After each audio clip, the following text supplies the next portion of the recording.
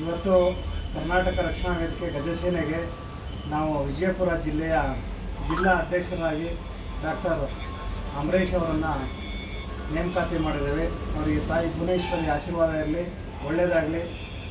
ಅಲ್ಲಿಯ ರೈತರ ಪರ, ಕಾರ್ಮಿಕರ ಪರ ಕೆಲಸ ಮಾಡುವ ಶಕ್ತಿಯನ್ನು ತಾಯಿ ಭುವನೇಶ್ವರಿ ನೀಡಲಿ ಅಂತ ನಾವು ಕರವೇ ಗಜಸೇನೆ ಕುಟುಂಬದಿಂದ ನೋಡ್ತಾ ಇದ್ದೇವೆ. ಇವತ್ತಿನ ಉಪಸ್ಥಿತಿ ನಮ್ಮ ಯುವ ಘಟಕ ಅಧ್ಯಕ್ಷರಾದ ಯಲಂಕ ಮಂಜು ಅವರು, ಬೆಂಗಳೂರು ನಗರ ಯುವ ಘಟಕ ಅಧ್ಯಕ್ಷರಿದ್ದಾರೆ, ಹಾಗೂ ಹರೀಶ್ ಅವರಿದ್ದಾರೆ. ಇವರೆಲ್ಲ ಸಮ್ಮುಖದಲ್ಲಿ ಕೊಡ್ತಾ ಇದ್ದೇವೆ. ಮುಂದಿನ ನವೆಂಬರ್ ತಿಂಗಳಲ್ಲಿ ಅವರ ಅದ್ದೂರಿ ಒಂದು ಕಾರ್ಯಕ್ರಮ ಮಾಡಿ ಮತ್ತೆ ಇನ್ನೊಮ್ಮೆ ಪದಗ್ರಹಣದ ಒಂದು ಕಾರ್ಯಕ್ರಮವನ್ನು ಆ ಜಿಲ್ಲೆಯಲ್ಲಿ ಮಾಡಲಿದ್ದಾರೆ. ಅವರಿಗೆ ಶುಭವಾಗಲಿ, ಒಳ್ಳೆಯದಾಗಲಿ.